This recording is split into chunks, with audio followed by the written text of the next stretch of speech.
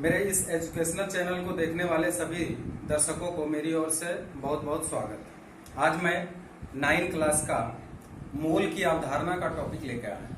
तो आप मूल की अवधारणा जो टॉपिक है मूल कॉन्सेप्ट क्लास 9, इसके बारे में हम समझाने जा रहे हैं। मूल की अवधारणा समझने के पहले हमको जानना पड़ेगा AMU,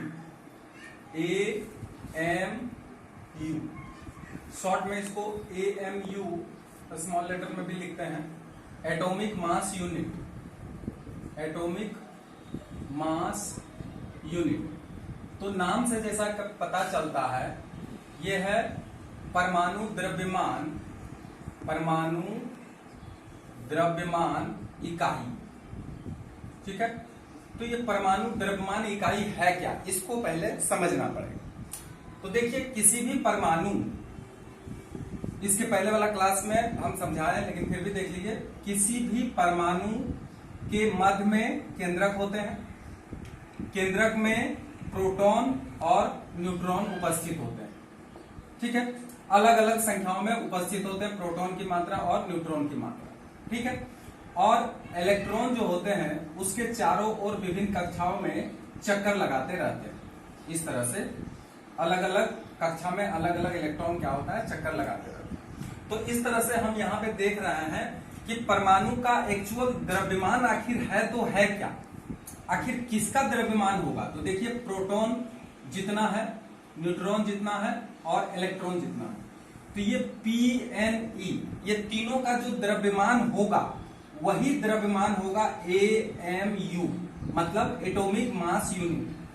तो अब हम कहें कि किसी भी तत्व के परमाणु का जो वास्तविक द्रव्यमान होता है, ठीक है, उसको जिस के द्वारा सूचित किया जाता है उसी को AMU कहते हैं, अर्थात एटॉमिक मास यूनिट कहते हैं।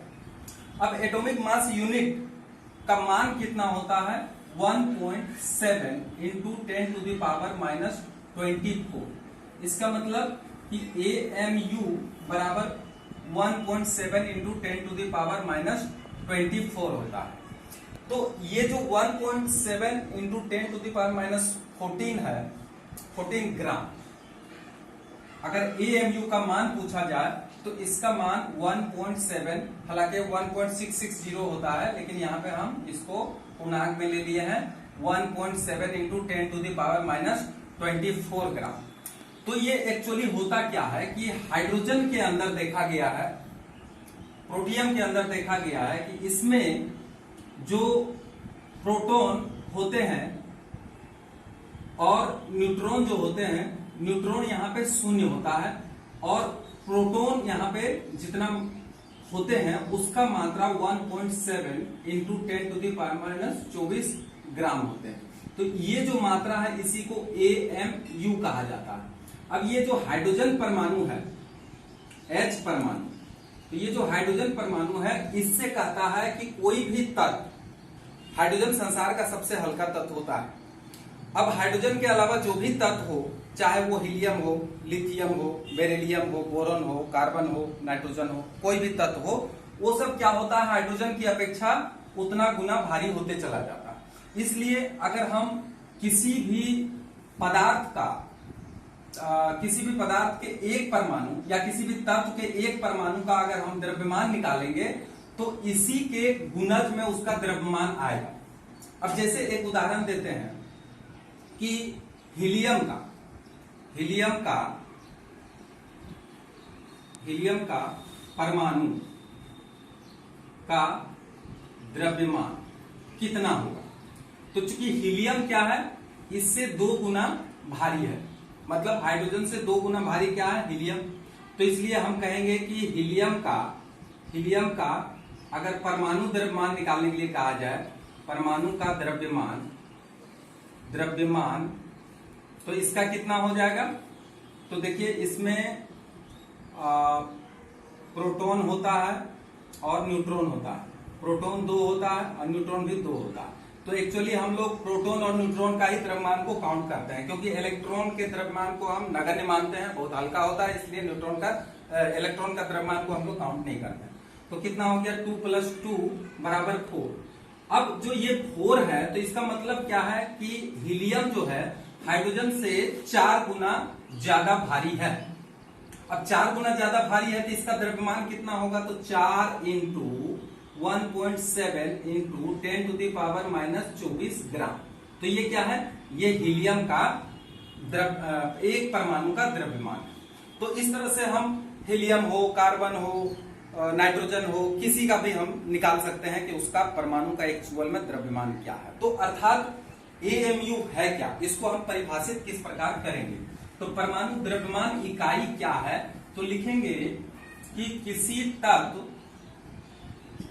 तत्व के परमाणु का जो वास्तविक द्रव्यमान होता है, वास्तविक द्रव्यमान होता है, उसे ही उस तत्व द्रव्यमान होता है उसे व्यक्त करने के लिए जिस इकाई का व्यवहार किया जाता है, इसका परिभाषा ये अच्छा होगा, जिस इकाई का व्यवहार किया जाता है उसे ही क्या कहते हैं, उसे ही उस तत्व का क्या कहलाता है, परमाणु द्रव्यमान इकाई कहते हैं। याद रखिएगा, इसी को AMU एटॉमिक मास यूनिट कहते हैं। और 1 एटॉमिक मास यूनिट बराबर होता कितना है, ये ऑब्जेक्टिव क्वेश्चन पूछा जाता है, आप याद रखिएगा। 1 AMU इक्वल टू होता है 1.7 × 10⁻⁻24 ग्राम। तो ये याद रखने वाला चीज है, इसको याद रखिएगा। तो अब AMU के बारे में आप अच्छी तरह से समझ में आ गया आप लोग को कि आखिर AMU है क्या। ठीक है, अब AMU के बाद हम चलते हैं मोल किसे कहते हैं, मोल के बारे में, चूंकि मोल की अवधारणा हम लोग पढ़ने जा रहे हैं, तो अब मोल का हम परिभाषा जानेंगे।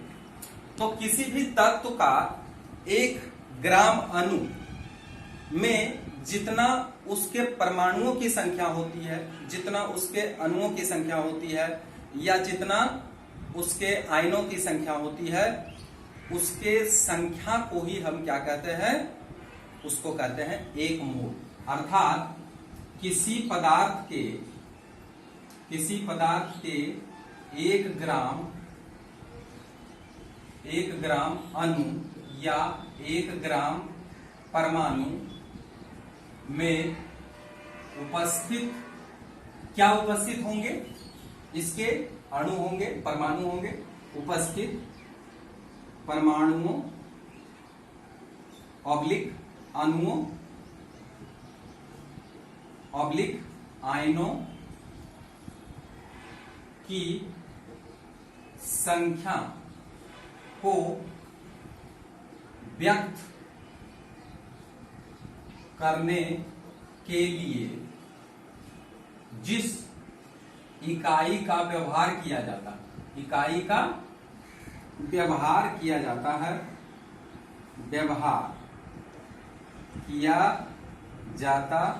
है, उसे हम क्या कहते हैं, उसे मोल कहते हैं। और ध्यान दीजिए, 1 मोल में एक निश्चित परमाणु की संख्या होती है, एक निश्चित अणुओं की संख्या होती है, या एक निश्चित आयनों की संख्या होती है। उस निश्चित संख्या को एवोगाड्रो नंबर भी कहते हैं। अब इसके बाद आते हैं एवोगाड्रो नंबर।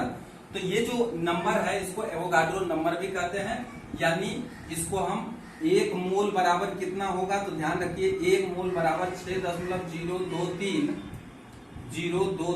गुना 10⁻23 अणु, परमाणु या आयन। ठीक है, तो इस तरह से 1 मोल बराबर होता है 6.023 गुना 10⁻23 अणु, परमाणु अथवा आयन। ठीक है, तो इस तरह से 1 मोल बराबर 6.023 गुना 10⁻23 अणु, परमाणु या आयन कहते हैं। और 1 मोल बराबर कभी कभी हम मान देखते हैं 6.022 इंटू 10⁻23 अणु, परमाणु और आयन। इसको हम एवोगाड्रो संख्या भी बोलते हैं। क्या कहते हैं इसको? एवोगाड्रो संख्या बोलते हैं। एवोगाड्रो संख्या का बात जब आ गया है तो अब चलते हैं एवोगाड्रो संख्या। एवोगाड्रो संख्या किसे कहते हैं? एवोगाड्रो संख्या, यहां पे एवोगाड्रो संख्या, Avogadro number, Avogadro number. Avogadro number इसलिए कहा जाता है क्योंकि एवोगाड्रो जो थे एक महान वैज्ञानिक थे। उन्होंने एवोगाड्रो नंबर के बारे में अपना जो नंबर बताया, तो उन्होंने अपना ही नाम पर उस नंबर को एवोगाड्रो नंबर नाम दे दिया। तो एवोगाड्रो संख्या आखिर है क्या, किसे कहते हैं? तो देखिए, किसी तत्व या यौगिक, किसी तत्व या यौगिक के 1 ग्राम परमाणु अथवा 1 ग्राम अणु में उपस्थित अणुओं,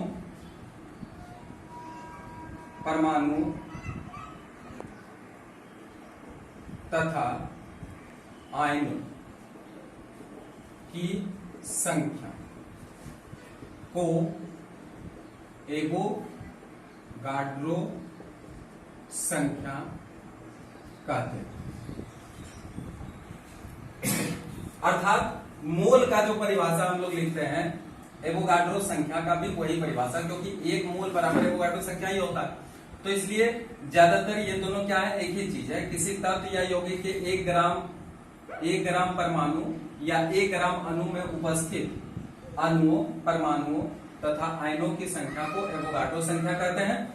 इसको Na, कैपिटल Na, इसे कैपिटल Na के द्वारा सूचित किया जाता है, सूचित किया जाता है, जिसका मान कितना होता है? जिसका मान 6.022 इंटू 10⁻23 अणु, परमाणु या आयन। तो यही है एवोगाड्रो संख्या का मान। अर्थात इसको हम इस तरह से लिख सकते हैं Na, ठीक है। तो Na नंबर ऑफ एवोगाड्रो मतलब एवोगाड्रो नंबर बराबर होता है 6.022 इंटू 10⁻23। इस पर बहुत सारा सवाल हम आगे बनवाएंगे, इसलिए एवोगाड्रो नंबर को याद रखना होगा। मोल कॉन्सेप्ट अगर हम लोग अच्छी तरह से समझना चाहते हैं तो इसको याद रखें। अब देखिए, एवोगाड्रो नंबर हो गया, मोल समझ में आ गया। अब देखिए एटॉमिक मास, एटॉमिक मास इसको कहते हैं परमाणु द्रव्यमान। परमाणु द्रव्यमान, इसको अच्छी तरह से समझिए। परमाणु द्रव्यमान, एटॉमिक मास, एटॉमिक मास, केवल एटॉमिक मास। परमाणु द्रव्यमान किसे कहते हैं? तो देखिए, परमाणु द्रव्यमान क्या होता है कि ये एक तुलनात्मक वर्ड है, परमाणु द्रव्यमान। अर्थात किसी भी तत्व का परमाणु द्रव्यमान वह संख्या है जो बताती है कि उस तत्व के एक परमाणु का द्रव्यमान, ठीक है, कार्बन का परमाणु का, कार्बन के परमाणु का 1/12वां भाग से कितना गुना भारी। तो ये यहां पर क्या है कि जितना गुना कार्बन का 1/12 भाग, कार्बन परमाणु का 1/12 भाग का जितना गुना भारी होगा, वही उस तत्व का क्या होगा, परमाणु द्रव्यमान होगा। तो इसको समझते हैं, पहले परिभाषा लिख लेते हैं फिर हम समझाते हैं इसको। तो सबसे पहले देखिए परमाणु द्रव्यमान आखिर है क्या। तो किसी भी तत्व का परमाणु द्रव्यमान वह संख्या है। क्या है? एक संख्या है, संख्या है जो बताती है कि उस तत्व के एक परमाणु का भार, एक परमाणु का द्रव्यमान कार्बन के एक परमाणु के द्रव्यमान का 1/12वां भाग से कितना गुना भारी है? कितना गुना भारी है? अर्थात तत्व का परमाणु द्रव्यमान बराबर उस तत्व का एक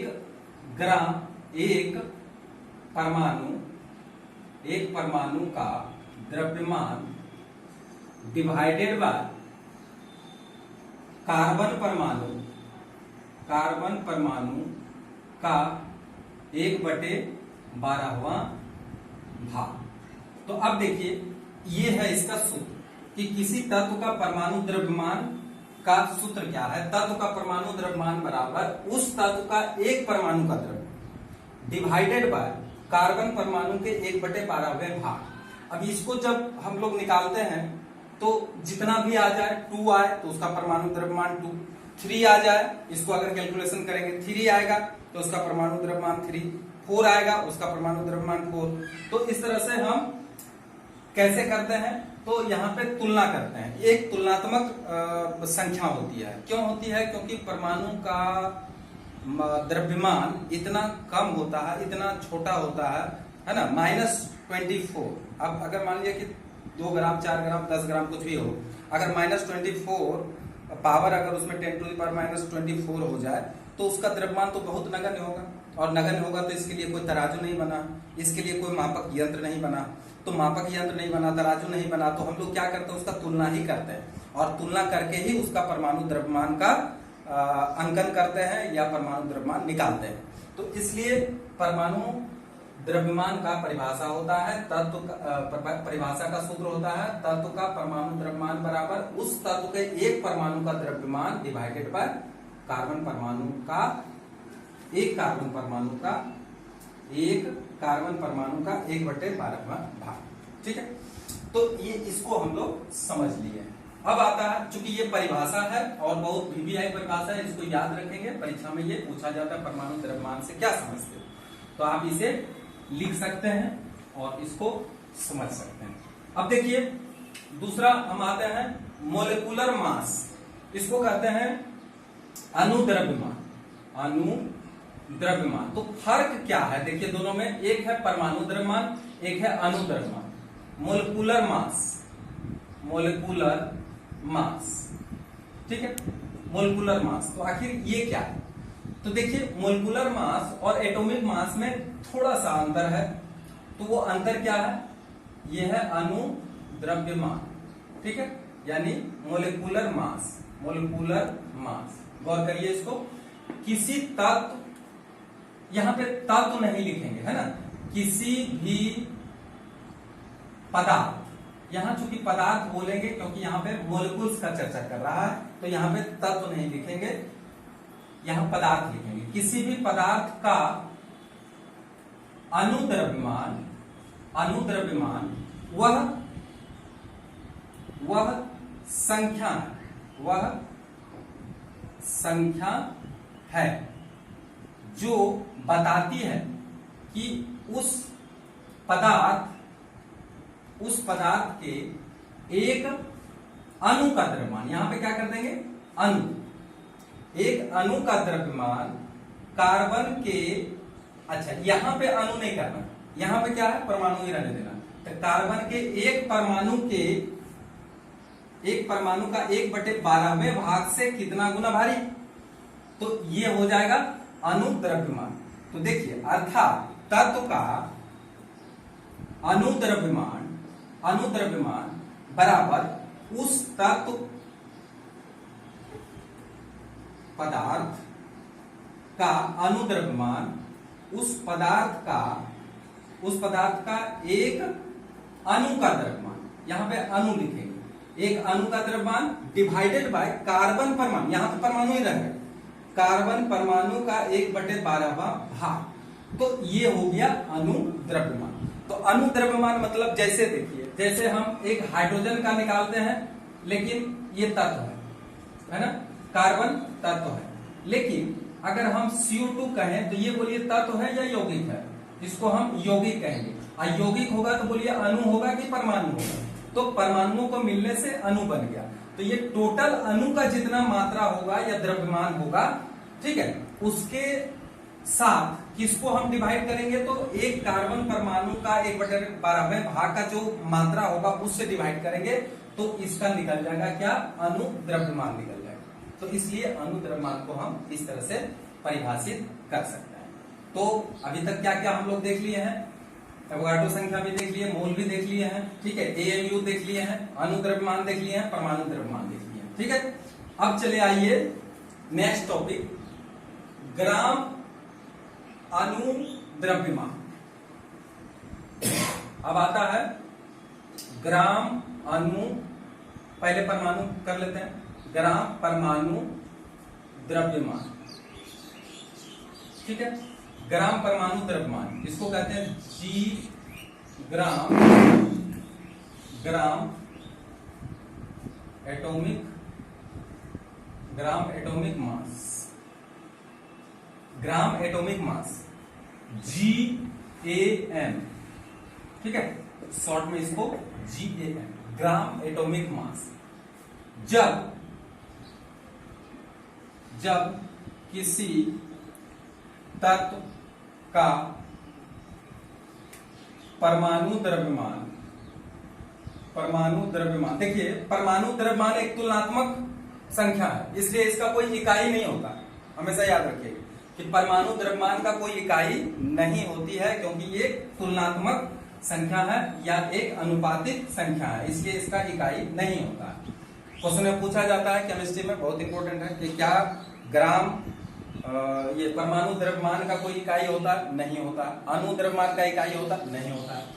तो जब किसी तत्व के परमाणु द्रव्यमान को ग्राम में व्यक्त किया जाता है, ग्राम में व्यक्त किया जाता है, तो उसे ग्राम परमाणु द्रव्यमान कहते हैं, ठीक है, बहुत आसान है।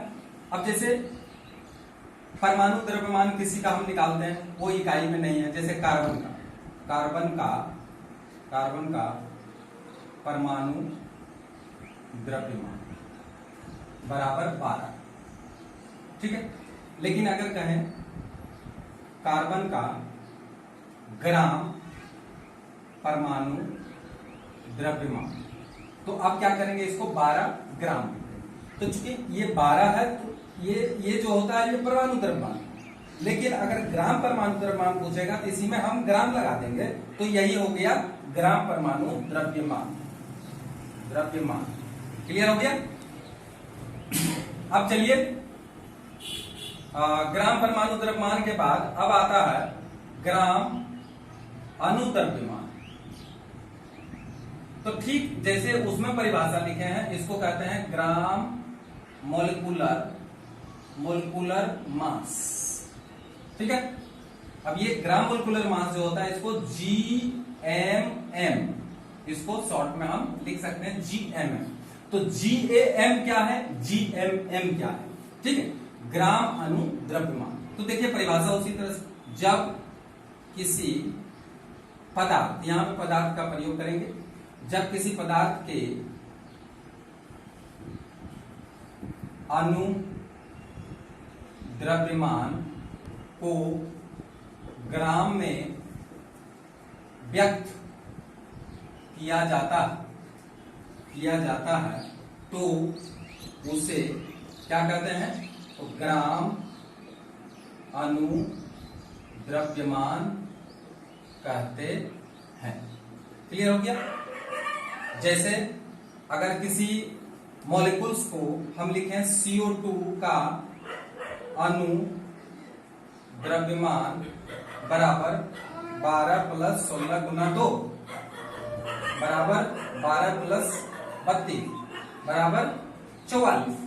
लेकिन अगर यही CO2 का ग्राम अणु द्रव्यमान अगर बोलेंगे तो यहां पे हो जाएगा 44 ग्राम। तो इस तरह से हम इसका इस्तेमाल कर सकते हैं। तो ग्राम अणु द्रव्यमान और ग्राम परमाणु द्रव्यमान दोनों के बारे में आप समझ गए हैं। अब आता है gram molecular volume.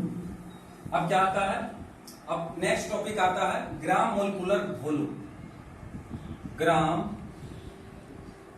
Molecular volume. Gram अणु आयतन। ग्राम अणु आयतन। ठीक है। अब ग्राम अणु आयतन क्या है? तो एक मोल आयतन को ही हम कहते हैं ग्राम मोलिकुलर वॉल्यूम। एक मोल अर्थात 1 ग्राम परमाणु द्रव्यमान किसी पदार्थ के 1 ग्राम परमाणु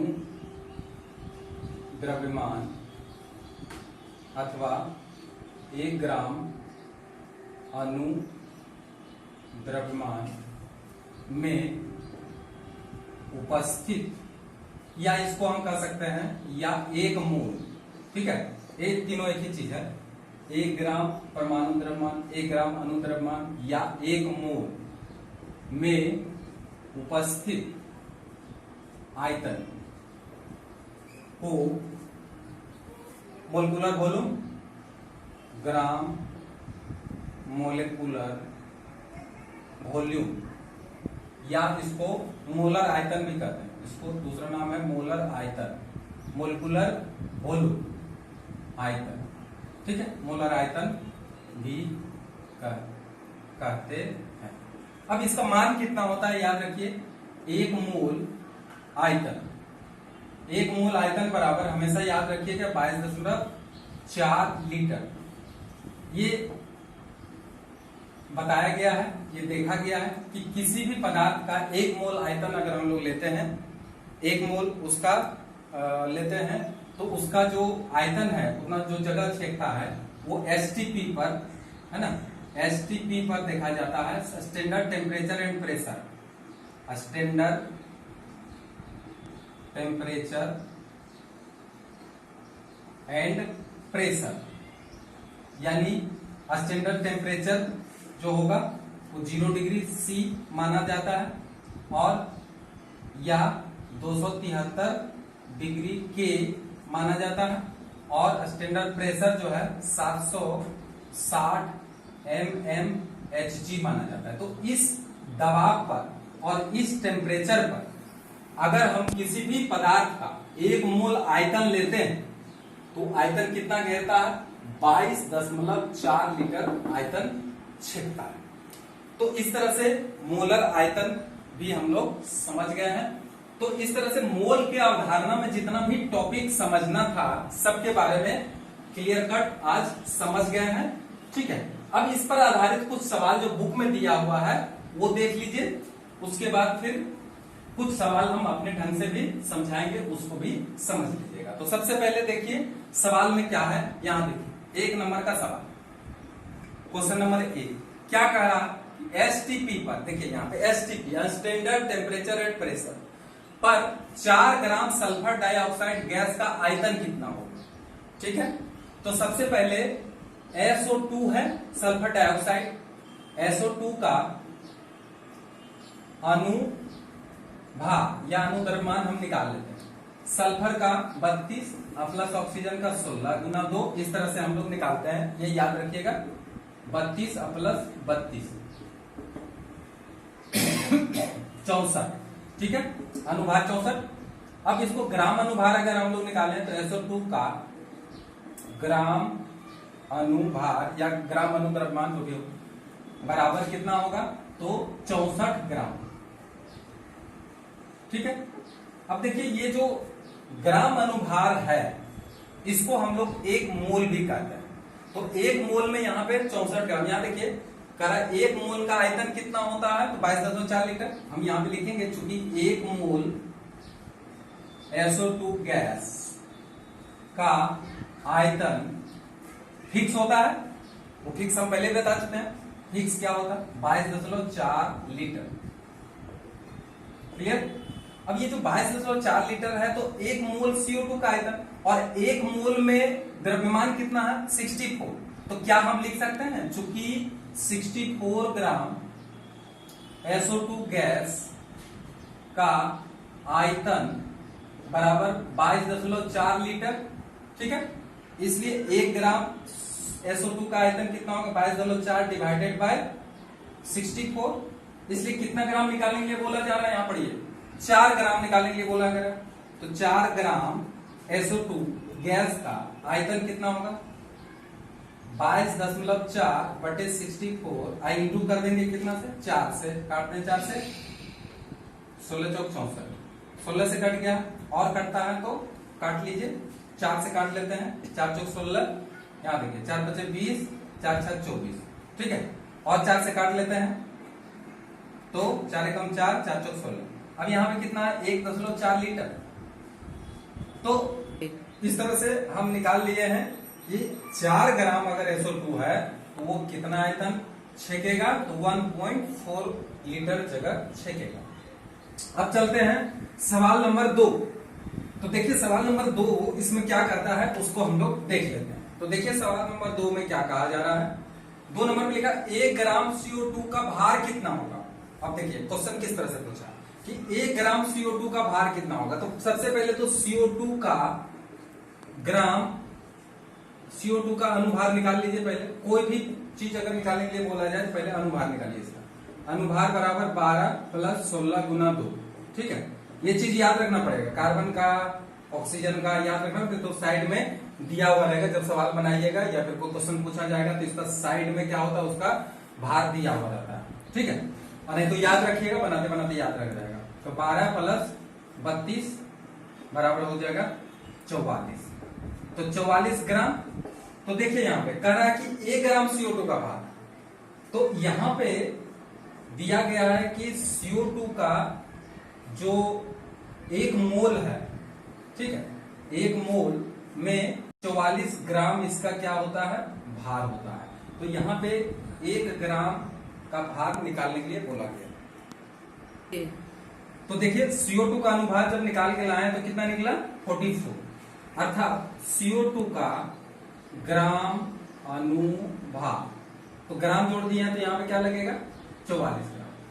तो यहाँ पे पूछा जा रहा है कि 1 ग्राम, तो इतना जो है CO2 का ग्राम अनुभार बोले हैं, तो इसका मतलब क्या है कि इसमें 1 मोल है और 1 मोल में अणुओं की संख्या कितनी होती है वो हम जानेंगे। अर्थात CO2 का 1 मोल लिख सकते हैं इसको। देखिए ग्राम अनुभार को 1 मोल भी लिखते हैं।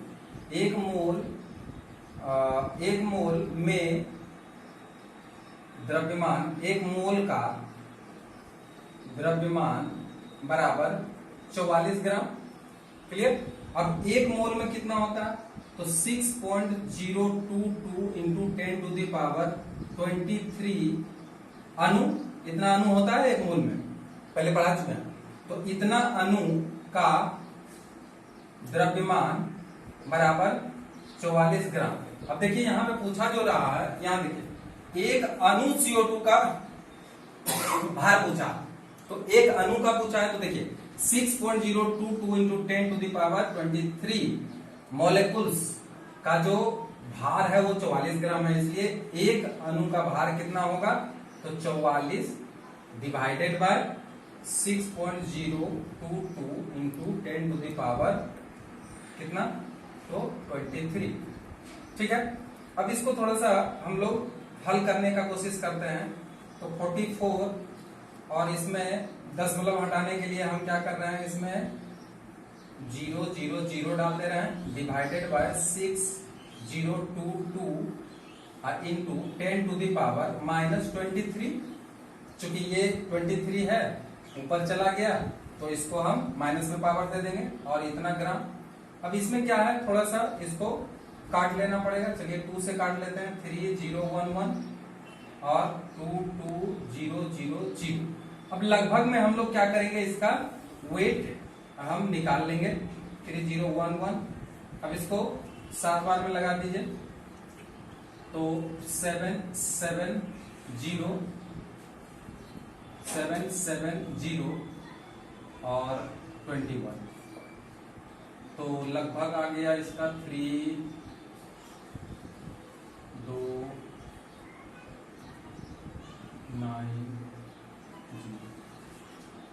पॉइंट। अब आ गया 3 लगभग 7 पॉइंट। तो अब यहां पे आएगा बराबर 7.3 इंटू 10 टू दी पावर -23 ग्राम। तो ये जो है ये निकल गया एक अणु कार्बन डाइऑक्साइड का भार कितना होगा, तो हम लोग इस तरह से निकाल। ठीक है, आगे बढ़िए। अब देखते हैं नेक्स्ट क्वेश्चन, क्वेश्चन नंबर 3।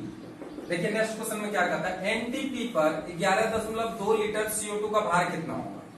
तो बहुत आराम से इसको निकालेंगे। तो सबसे पहले CO2 का अनुभार जैसे पहले निकाले थे, अनुभार बराबर 12 प्लस 16 गुना 2 बराबर, एक ही बार लिख देते हैं 44। इसलिए CO2 का ग्राम अनुभार या द्रव्यमान 44 ग्राम। अब देखिए 44 ग्राम तो कितना, ये देखिए 1 ग्राम अनुभार मतलब 1 मोल। तो CO2 का 1 मोल का आयतन कितना हुआ, 1 मोल का द्रव्यमान बराबर 44 ग्राम। क्लियर। अब 1 मोल का द्रव्यमान, तो 1 मोल में हम लोग जानते हैं कितना लीटर होता। तो CO2 का 1 मोल में कितना, 22.4 लीटर का वजन यानी द्रव्यमान 44 ग्राम। इसलिए 1 लीटर का 44 डिवाइडेड बाय 22.4 कितना निकालना, 11.2 लीटर पूछा। तो 11.2 लीटर का अगर निकालेंगे तो 44 डिवाइडेड बाय 22.4 इंटू 11.2, इससे कट जाएगा 2 बार में, इसको काट देंगे तो बोलिए कितना निकल के आ गया, 22 ग्राम। तो 11.2 लीटर अगर CO2 गैस है तो उसका द्रव्यमान कितना होगा, तो 22 ग्राम होगा उसका द्रव्यमान। क्लियर। अब चले आइए नेक्स्ट सवाल, क्वेश्चन नंबर 4। देखिए इसमें क्या करता, STP पर 10 ग्राम O2 का कितना आयतन होगा। ठीक है, तो सेम उसी तरह से O2 का अनुभार बराबर 16 गुना 2 कितना, 32। O2 का ग्राम अनुभार बराबर कितना बोलिए, 32 ग्राम। अब 32 ग्राम लिखते, यहां भी क्या पूछ रहा है, 10 ग्राम। अब इस बार उल्टा पूछ रहा है, इस बार आयतन पूछ रहा है। तो चूंकि हम जानते हैं 32 ग्राम O2 का आयतन कितना, 22.4 लीटर। इस बार उल्टा करना है, इसलिए 1 ग्राम O2 का आयतन 22.4 डिवाइडेड बाय 32। लेकिन यहां पे कह रहा है कि 10 ग्राम, तो चलिए 10 ग्राम ले लेते हैं। तो 10 ग्राम O2 का आयतन बराबर 22.4 बटे 32, गुना कर देंगे 10 कर दिए हैं तो ये इस तरह से आ गया। काट दीजिए, कितना से कटेगा, 7 बार में 7 लीटर। तो हम क्या निकाल दिए हैं कि 10 ग्राम अगर O2 गैस लिए हैं तो उसका आयतन 7 लीटर होगा। कैसे होगा, STP पर, दूसरी स्थिति में नहीं, STP होगा तभी होगा। ठीक है, क्लियर हो गया। सवाल बनाना बहुत ही आसान, बहुत ही आराम से आप मोल्स कॉन्सेप्ट का सवाल बना सकते हैं। क्वेश्चन नंबर 5 देखिए, एनटीपी पर 20 ग्राम CO2 का आयतन कितना होगा? ठीक इसी के जैसा है। तो चलिए CO2 का अनुभार निकाल लेते हैं उसी तरह से। 12 प्लस 16 गुना 2 बराबर 44। CO2 का ग्राम अनुभार बराबर 44 ग्राम। ठीक है। अब यहां कह रहा है कि 20 ग्राम CO2 का आयतन कितना होगा। तो चूंकि 44 ग्राम का आयतन कितना हुआ? 44 ग्राम CO2 का आयतन 1 मोल है ना? 1 मोल है मतलब 22.4 लीटर है।